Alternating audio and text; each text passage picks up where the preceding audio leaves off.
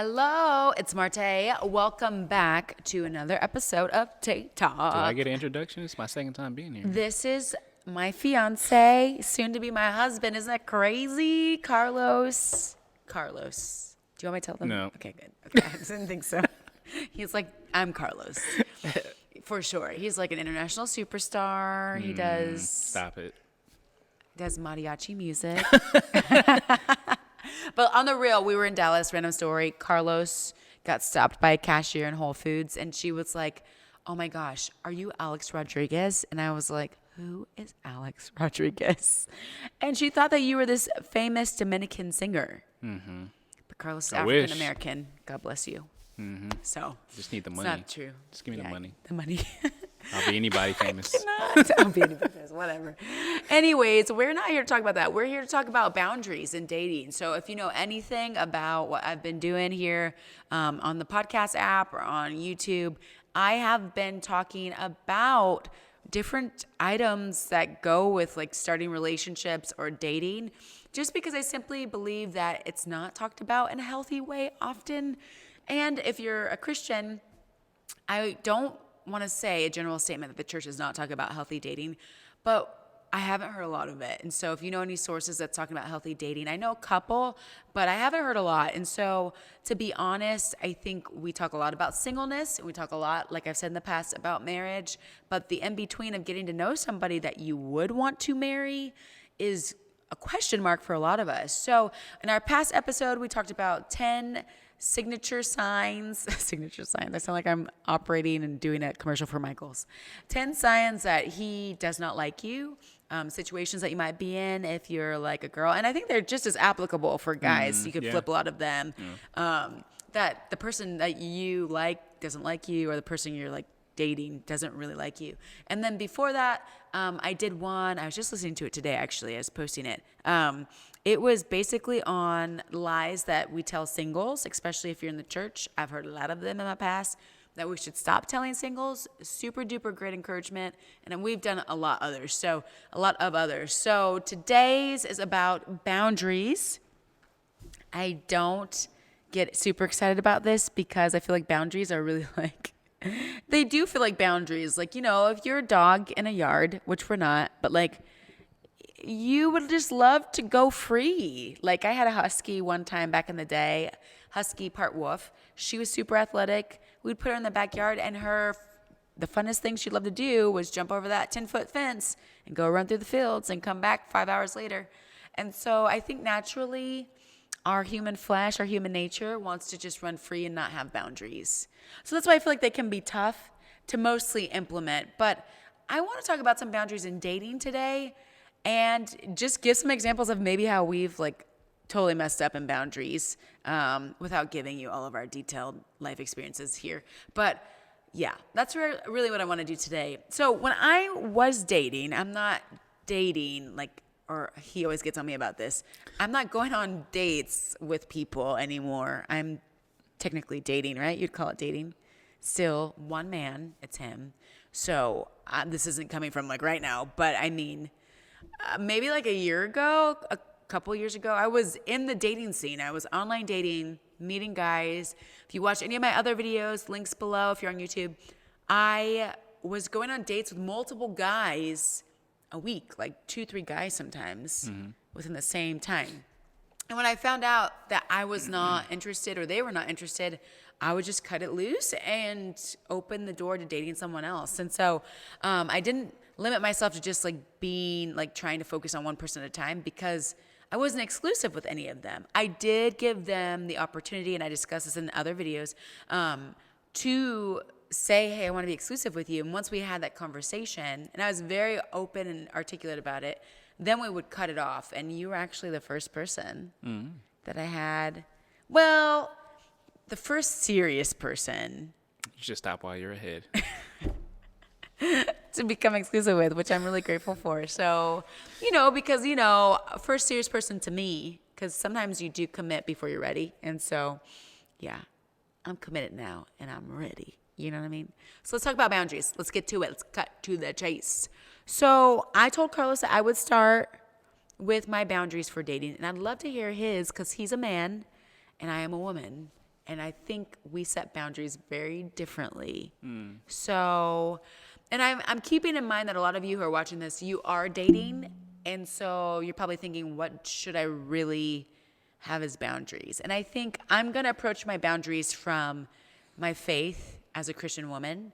And so if you're not a Christian, I think these boundaries would still really be great for you, to be honest with you, because I'll explain why. But yeah, just know that that's where I'm coming from. All right, first boundary that I have. Should we go back and forth? Like me a boundary, you a boundary? We'll see. Okay.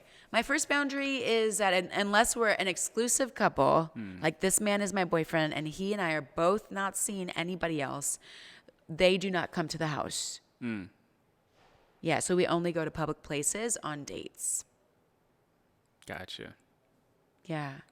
It's probably a bit different for you, or no? For sure.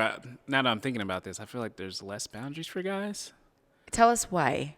I don't know. I just feel like there's less things for guys to worry about. Because I feel like when it comes to women dating, the number one thing is safety. That's true. So with guys, it's like, oh, we're going to meet up with a girl. We really not scared to meet up with her. To lose your life or get kidnapped or... Yeah. Well, I mean, there's situations where, that she could be happen. plotting on you, but yeah, typically I don't think our minds go that way. Yeah. I mean, and there's history behind that and most often an agility difference between True. guy and a girl. I guess my boundary would be in a different form, but it would be I'm not paying for a top-notch meal on the first date. Ooh, this is good. This is why I have a man here, because it's just so different the way we see things. Yeah, we're not going out to a fine dining experience on the first date.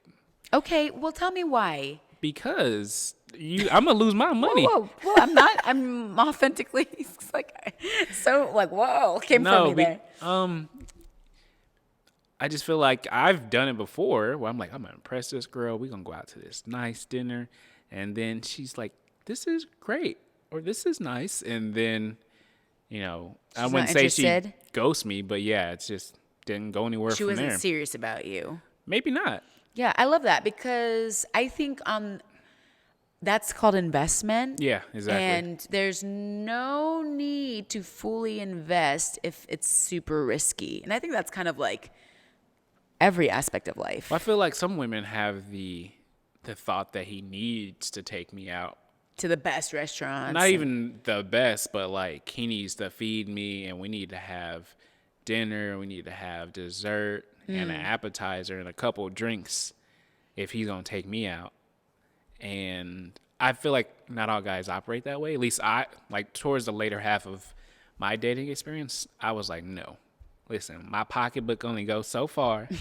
So you going to get these couple of drinks or an appetizer just so we can get to know each other. And that's it. And if we want to go on a second date, then I might step it up a notch. Yeah, that's actually how you did me. I did. Well, I feel like the first restaurant was pretty mid-range. It was mid-range, yes. And it was delicious, Mexican food. Right, but see, we video chatted before. We did. So that was our first date to you? I wouldn't say, but at least we had I call usually the first date a get to know you. So we're learning here. Yeah, so I call it a get to know you. So since we had that video chat, I got to know you and I got to sense if I could see a future with you or just as far as us dating, like she seems like my type. Yeah. So Okay. we can go somewhere mid-range because we've already had that get to know you. So there's promise here. I want to invest in exactly. This. Yeah, so I feel like some people just go straight into online to offline to a fancy dinner just because the guy's trying to impress the girl. Yeah. Or she makes that a requirement that she has to go somewhere fancy or nice in order for her to go out on a date with him. Yeah, that's good. So wait, have you ever, this is great. You can share your bad boundary moment with regard to this boundary. Have you ever experienced like taking a girl out to a really fancy restaurant and then it like springing back on you in a bad way? I wouldn't say it was a bad way, but it was to where like sitting there for hours talking, having a good conversation, and we're going, appetizer, dinner, and dessert. And in my mind, I'm thinking, this was a hit. We'll leave each other, on good terms, thinking it went great. And then next thing I know, I wouldn't say I'm getting ghosted, but it's just not the same type of vibe as it was. So I knew it was done after that. So I'm like, yeah, I'm not doing that again. So you learned that boundary like firsthand. I think my boundary, your face, my boundary got put into place because I have had guys over to the house, not at night, like with really pure intentions. Excuse me. With really pure intentions during the day to like, because I didn't want to like spend money out, so I would like cook a quick meal, which I cook all the time, so that's nothing to me. But I think a lot of guys, when they come over to your house as a woman, expect more than that. Like, you know what I mean? Like, oh, she's invited me over to her house. Like, this is my opportunity to take this a step further and like get physical with her. And I'm like, skirt, that was not my intention. I'm sorry. Pump your brakes. Yeah, but then my older brother's like, but Martay, you invited him to your house. Yeah, you shouldn't. And so I had never heard that until my older brother was like, hold up, sister. Like, just the fact that you invited him to the house, he's thinking like, this is my moment. You know what I mean? Prancing in, trying to smell real good and stuff. So does that sound good? Like right to you on the male side? For like sure. Girl invites you over, you're like, oh, this I mean, could be especially if it's like the first date. Yeah. second date, Yeah. third date. I don't know. That could be like a nice like song snippet. yeah. I don't know. They already did that E40. Yeah. I don't know. I think it just gets. I feel like you have to have an awareness of where, like, the conversations are going, where the relationship is going. Like, if you're having deeper conversations about future stuff, then you could possibly invite a guy over by the third date. Because if you're not in that realm of sleeping around and you're waiting until marriage, I would assume you've had that conversation Pretty early on. Yeah, you should definitely have that conversation before you invite them over. Yeah. That should be a absolutely. good rule. That should be a good rule. Have that conversation of You should have that conversation, exactly? have a date after that conversation. If he's still around, then you can invite him over. Kind of put him through the fire a little bit. I love that. I mean, I kind of did that with you. Yeah, in the best way. I will say that's actually another boundary of mine is not going there until marriage. And sorry to bust you out, babe, but putting all our business on the table. But I mean, they already know in other videos, so if people are watching other videos, but now you're in the video with me. But yeah, I think that boundary is there because, first of all, I'm a woman of God, so I believe that God's, if we're honest, I really believe, and it's biblical, that when you actually have sex with someone, that is consummation. So you are marrying that person. And I can hear someone asking on the other side of the screen, like, what happens when you have sex with multiple people? Well, yeah, you're married to multiple people. And that was a thing in the Bible as well. And so like we're on the reading plan for the Bible right now. We're doing the Bible in the year. We're struggling a little bit. We get behind a lot, but we're going to catch up by faith, right? But I was reading about, I think it was Isaac and Rebecca. Did you get there? When they were getting married? I don't think. When he found her? Or when she was brought to him? I think I've. Yeah, Isaac and Rebecca. Rebecca gets brought in on a camel, and then literally the Bible says this I was kind of like, it's funny that this popped up right when we were talking about how we wanted to get married, and so I was like, oh, it's actually really simple. She gets off the camel, and she has like a veil, I think, and Isaac comes down through the mountains, and she goes, who is that man? And then the guy who brought her, like the servant who brought her from her father's house to Isaac, is like, that's your husband. And so Isaac takes her into his mom's tent, lays with her, has sex with her. And then the next day it's like, and then they were married. And so there was like no big like Western wedding and like contracts with the government and all that stuff. It was a lot cheaper. Low-key, because we're wedding planning, I'm kind of like, man, I kind of wish that we... It can happen. Cut.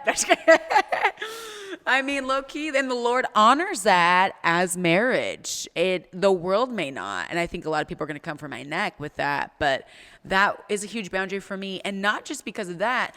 I really believe there was this TED Talk where this girl was talking about like the weight. This beautiful black woman, she's talking about the weight, and long story short, she was like, "This is the best like vetting tool she's ever used. Because if somebody really likes you and then you tell them you're waiting till marriage, they're like gonna stick around. But if they're really not serious about you and only in it for one reason, to get your cookie, sorry, I don't know, it's just getting late and I'm going crazy. But long story short, to get your cookie, they're not gonna stick around. And actually that happened to me. A lot of guys will say all the right things, bring you flowers, do all the right things, and then you say that and they're like, I'm out. Peace out, Girl Scout. It's been great. Get your own trout. So, yeah. So that's my second boundary, I would say, that kind of jumped fully ahead there. But I think it needs to be told. Like, let's stop playing around. A lot of you women out there, a lot of you men, you want the real thing. You want a partner who will stick by your side through thick and thin. You want someone who's going to be a good dad, a good mom, someone with good character. You can tell that right away when you tell someone, hey, I'm not having sex until marriage, or I would really like to not. I know we all slip up and we have our moments or whatever. That's not what I'm talking about. But like the simple respect of someone saying, you know what? I might not be there, or like, that's not really my value per se, or even it is my value. Hopefully it is their value. But them saying, but I like you enough to do that with you, to be faithful to you in that. And I think that speaks volumes of someone's character, period. That's all I have to say on that. Yes. What is your second boundary? I wouldn't say this probably would be my boundary, but I never had this issue. I feel like when you're dating somebody, a woman coming over unannounced. Like just thinking like, oh yeah, we're a couple, we're an item. Yes, I can just knock on his door, girl, and he gonna let me in. No, that's a boundary. Oh, okay. Tell me more. Like, is that because they're not your girlfriend? Yeah, if we haven't established that, nah. I mean, I feel like you still have to work up to that point once you are like an item or exclusive. Like you just don't say, okay, you're my girlfriend now, here's the key. That's true. Yeah, you just have to gradually get to that point. So even just within dating, some girls feel the freedom that, we're dating. That's I do what I want. That, or if she thinks, right, we're together, so I'm just going to show up to his house unannounced whenever I want to. I feel like us women, we can be like that. That's a big no-no. I feel like it feels a bit creepy when a guy does it. I would hope not. I mean, shows up unannounced. Yeah. It does feel a little creepy. I mean, you're now my fiance, so that's different. Oh, yeah. But you've never showed up unannounced. And I've never showed up. To me, that feels disrespectful. You showed up once. No, I'm just kidding. You were, it was a surprise. I was just kidding with you. Wait, when? I don't know if I was sick or something, but you bought me soup. Oh, I did, yeah. But I called you right before. I didn't knock on the door. Like, mostly because I can't get into his apartment complex without letting him know that I'm there. He has to buzz me in. So, but no, I wanted to surprise you because I felt you were sick, right? And I brought you soup. I was also sick. Oh yeah. But yeah, we'll keep that. We'll table that for another day. Uh-huh. But yeah, I bought you soup and a smoothie. Yeah, I remember. Yeah. Wasn't trying to give away your whole order, but yeah. Not my order's your order. But yeah, that was the only time. I think you've done that too, where you showed up with flowers or something like that. Yeah. I think it's okay if you're exclusive. That's what I'm saying. Yeah, you gradually get to that point, but right off the bat, no. Yeah, agree. No. It feels a little disrespectful. Like, we're not on that level of intimacy yet. So please don't show up to my house. Nope. Because then what's going to be worse is if you show up and someone else is there. Yeah. Oh, gosh. Because a lot of guys, let's be honest, they do date multiple or go on dates with multiple people at once until they're exclusive with one person. I know we do. Right. But I think a lot of women need to know that. Yeah, because so a lot of you women run think the when risk. they're dating someone or going on dates with someone and they're not exclusively committed, that person is only going on dates with them. Yeah. I feel like some guys can think that too. So you run the risk of, running into somebody else at their house. Yeah, that's true. Yeah. Yeah. Period. Okay, third boundary. for me is that I don't, or did not, because I'm done with that phase, praise God. But I did not, after a while, do a lot of phone texting and conversing with people was going on dates with. Instead, I would always be like, let's do a video chat or let's go on a physical date. Yeah. Mostly because I'm a woman and I know my heart gets attached quick through conversation, through prayer, through long talks on the phone. Like, just, you know what I mean? Like, it really does. I get attached quick. I can say, oh, no, I don't. I'm just getting to know him. Oh, no, I don't. I'm just like so above that. I can control who I love. No. I get attached. Even if he's not worthy of being attached to, my heart just really wants to love people. So that's a boundary for my own heart health. I only have those conversations with the guy I'm exclusive with. And yeah. I think Period. the last one I would say is I put a boundary for myself because I think it's kind of like what you said. I used to be that person that would be like always, not always texting, but like having a conversation through text. And then towards the later half, I was like, this is stupid. Like, why are we just continuously texting back and forth, especially if we've never met? So Right. I try to quickly get off of the online or texting and get into person. That way you can really judge who someone is and if we mesh well together or not. Right. Because I'm doing myself a disservice just by constantly texting. And it's taxing. Oh, Texting yeah, for sure. Is taxing. And then it goes nowhere. Yeah. So, yeah, I wasted a lot of time with stuff like that. So I put it on myself to give it, I'm kind of crazy for this, but I'm like, I give it like a week. Like, from the time that we start talking, Yeah. we should either be on a video chat or meeting out in person because we're just going to drag this out when someone else could have been and filled up our time in a more Somebody productive who way. is really interested. Exactly. Yeah, when you're interested, I think the excitement is there. You know what I mean? Like there's like real authentic excitement. Even when you're kind of like, I think I'm interested, I'm not sure, I got to get to know them better. I feel like you're still kind of excited. So, yeah, I was excited to talk to you the first time. Okay, one last question and then we will wrap this up. What's like if a young man came to you or a young girl, whoever, came to you and said, hey, Carlos, like what's one boundary that I really should uphold when I'm out there dating other people and getting to know people? What would you say? One piece of advice.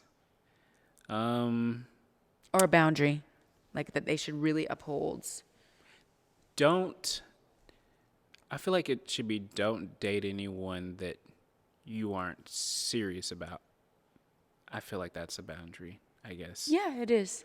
Unless that's, and be upfront. Like be honest with yourself and the person you're trying to date, because you don't want to say to yourself, oh, I'm looking for the one, but then you're out here dating, swiping right on all these pictures where the girl's half naked. Yeah. And you ain't looking for the one if you're doing that.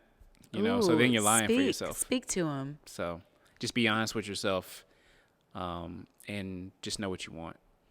Because I feel like... Yeah. Go ahead. I feel like that's just... That's how you get yourself in trouble. Like I said, you'll be swiping for the thirst traps, but saying, oh, I want a wifey.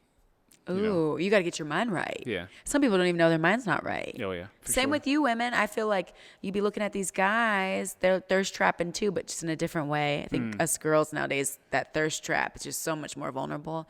But he's out there with his shirt off, doing the whole lip thing. Cool J. We all know what they look like, all right? You say you want a husband, but you following all those dudes and you think your husband's going to look like that. And he could. But a lot of men that look like that have makeup artists. They have people designing their clothes.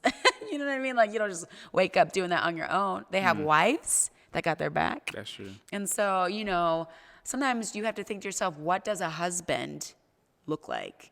Like someone who I want to raise my kids. Like, is he going to be super fashionable and have horrible character and maybe be flaky, or is he gonna be, maybe more basic in his style, and someone I could, suggest a cool shirt for here and there, and have super steady. Why are you laughing?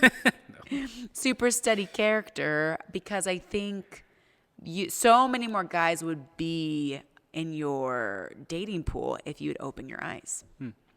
Same with guys. I mean, I don't know if you can dress a girl up too much, but you can. You can? Is that what you do to me? No. I'm just kidding. Is that what you did? I'll tell you if it don't look good. I'm like, Yeah, he's pretty honest. Yeah. And Carlos is also wearing a flannel I got him. That was unnecessary. I'm just kidding. Actually, if we could be honest, Carlos has really great style. He is very modern and sleek, and I kind of err more on I would say a modern, maybe not sleek. A modern bohemian. Bohemian and colorful, and so I think I feel like I really got blessed with someone with good style. This flannel was really only because I wanted to match in pictures, so don't get it twisted. That's why he looked at me with the most evil eye, okay? He was like, that was uncalled for and inappropriate. We'll have a car conversation on the way home from this. Always have car conversations. He's going to be like, why did you say that? No. I was just kidding. I thought it was funny. That's always me. But yeah, so anyways, to wrap this up, something I would encourage both guys and girls with is, I would say, walk with the Lord through your dating journey and be confident in who you are. Don't let people's actions turn you into somebody you're not, whether that's insecure or mean or unkind. I had to make up in my mind, just with humans in general and in the dating world, no matter how someone treats me, disrespects me, ghosts me, whatever, or is super good to me, I know who I am. I am kind. Martay is giving, no matter if someone takes advantage of me, and I am confident. You might have said something to me or ghosted me, but I am gonna walk in there looking fabulous, feeling fabulous, and drawing from my history. Shut up. My history of all of the good moments in life where I was successful and did great things with God on my side. And so I really am a child of the Lord, and you have to walk in that, because there's just going to be days where you feel like you got beat down. You thought a relationship was going to work and it didn't. You thought someone was going to like you and they rejected you. But the reality is you might just not be their cup of tea, and God has better for you. So you just have to have that faith while you're dating, or you will be shook and destroyed. It's not for the faint of heart. But if you do it with faith and that I don't know, just joy of knowing who you are, I think you're just gonna come out on top. I really believe that. It might take a while. We did it for a while, not each other, we were in the dating pool for a while, before we even found each other. And the Lord legitimately, I think I talked about this, told me what to do after I had an encounter. I have a video called 333, God's Releasing Divine Strategy. It talks about it. But he told me to get on Facebook dating, and that's where I met Carlos for the second time. Think we can get sponsored by Facebook dating? Could you sponsor us, please? Because Facebook dating, I was like, oh no, surely not. Some people don't even know about it. Yeah, it's literally a function in the app of Facebook where you turn it on. You have to go into settings. So you talking about? We met on the beach. I was like, "Hey, girl, what's up?" And he was in California. Yeah. Shut up. People are always like, "How you meet?" We're like, Facebook. Right. You know what? It is what it is. God can use anything, and so I say that because I think it's super encouraging to you. I think everybody wants their relationship story to start off with them meeting at the grocery store after I dropped a head of lettuce. And a lot of people will wait around for that too. They're like, "Oh, I'm just waiting to get swooped up." It doesn't always happen that way. I go to the grocery store 2 times a day and whatever, you know what I mean? It doesn't always happen that way, and I think it's happening more and more the way we met, to be honest. Before the pandemic, 50% of couples who were married met online. And so imagine what it's like after. I will say that you have to give God the chance to use any source, even if it's common and not dreamy. But our relationship is beautiful. You know what I mean? And so sure, we met super ordinary and whatever, but our relationship is beautiful, and the memories we make, no one's looking at our memories. We're not looking at our memories thinking, oh, but we met on Facebook dating, so it's not as good. That's true. I don't even think about that anymore. So yeah, I think that's it. Anything else you want to say? Nope. That's no. it. That's it. Well, you guys are amazing. I hope this blessed y'all. Thank you, Lositos, for coming on. He's such a good-hearted man. And if you are new here, make sure you subscribe if you are still here. And I will see you in the next video. Maybe I'll get some girlfriends on, and we'll talk about like. You want me to want to? No, well, no, I wasn't thinking. I was just thinking like. I was about to say, okay. I was like, do you want to be on again? He said, not for a while. Yeah, but get some girls on and we'll like chat about dating, have like a final hoorah, like with the girls. Just come correct. What do you mean? I don't know. I feel like when y'all get together, it should be a man bashing party. And half y'all be wrong. Might need to come in. Well, that's why we did supervise. the last episode where it was like, 10 signs that he's not really need to come supervise. into you. Maybe you should come supervise. Anyways, love you guys. Take care. We love you. Bye. See you later. Blow a kiss. No. I'm kidding.